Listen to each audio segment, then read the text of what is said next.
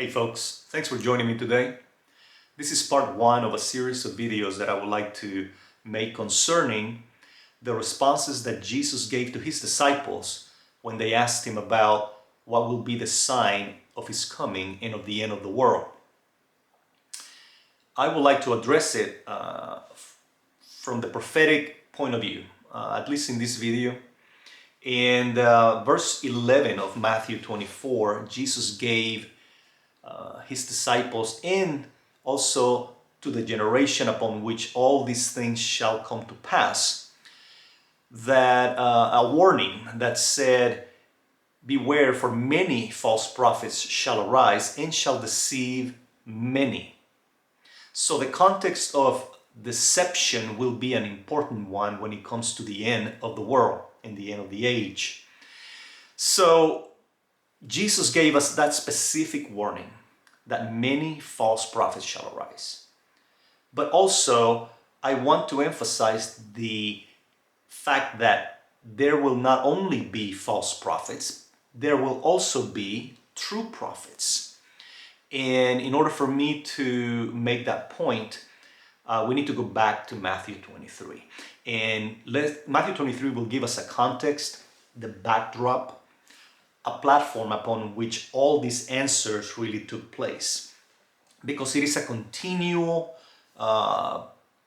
play of events upon which all these answers were given. So we find Jesus in the midst of the temple, and he is giving the famous 7 woe rebukes to the leadership of Israel, the Pharisees. And they were the under shepherds. They were the leaders that God had raised in order to bring the nation of Israel unto God, to help them abide by the laws that he had given unto them, so that they would be blessed and flourishing in the midst of the nations. But they didn't do that. So Jesus rebuked them face to face, eyeball to eyeball, because of their hypocrisy and their iniquity. And so we find ourselves in Matthew 23. In verse 28 it says, even so ye also outwardly appear righteous unto men, but within you are full of hypocrisy and iniquity.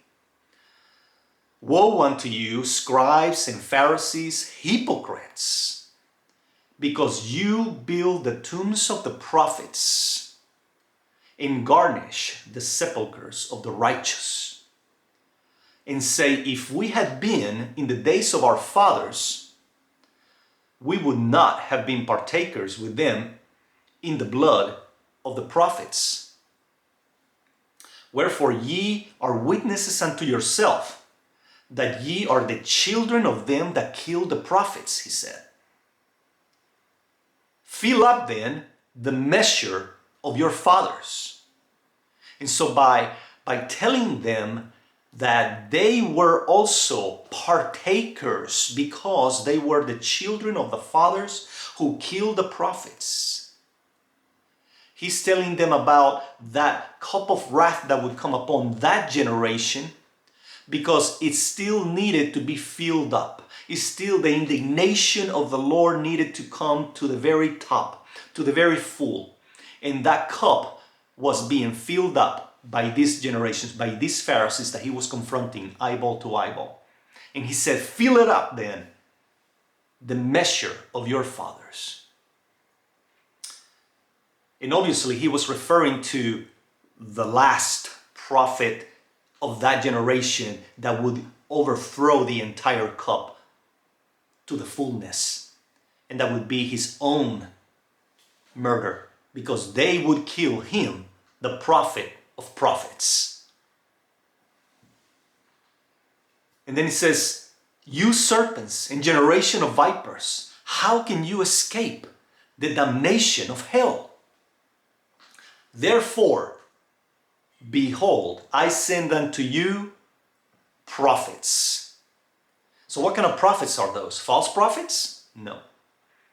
True prophets, sent by God, righteous prophets. And so we see in here in this context that God is saying, because you have been wicked, your iniquity has been revealed, and it is definitely true that you have been evildoers in my sight. And because of that, and because you have killed the prophets that have been sent unto you, I will still send you even more prophets. More prophets. And not only that, but wise men and scribes. And he says, and some of them you shall kill and crucify. And some of them you shall scourge in your synagogues and persecute them from city to city. Now, in contemporary terms, we would say you would castigate them in your churches. You would speak evil against them. You will persecute them in your own congregations. That sounds more familiar, more contemporary, right? And that happens still. Even though the entire congregation might not see it, but sometimes that happens behind closed doors. And we see that upon you, he said, may come, that upon this generation may come all the righteous blood shed upon the earth, from the blood of righteous Abel unto the blood of Zechariah the son of Berechiah, whom ye slew between the temple and the altar. Verily I say unto you, all these things shall come to pass upon this generation. Upon this generation. And then he finished the scathing rebukes to the Pharisees, and then he directs his address to the great city of Jerusalem. The Jerusalem that God chose for himself as the city of the Lord Most High. And as you may remember, Jeremiah was the weeping prophet, and I'm sure that the Lord was weeping within himself as he addressed Jerusalem, the great beloved city of the Lord.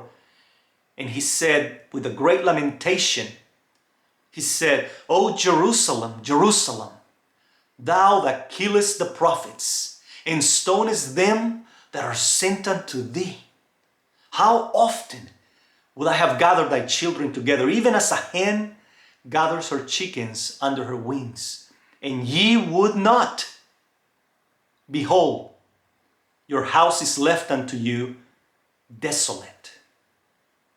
For I say unto you, you shall not see me again until you say, blessed is he who comes in the name of the Lord.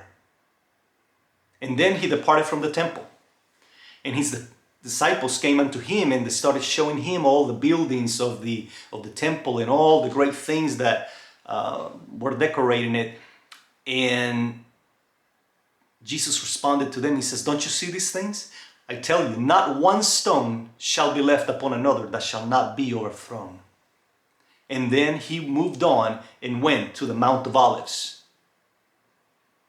And that's where Matthew 24 starts. And this is the backdrop. This is the context upon which these answers concerning the time of his coming, the sign of his coming, the sign of the end of the world were given. And that's where Matthew 24 starts. Thank you.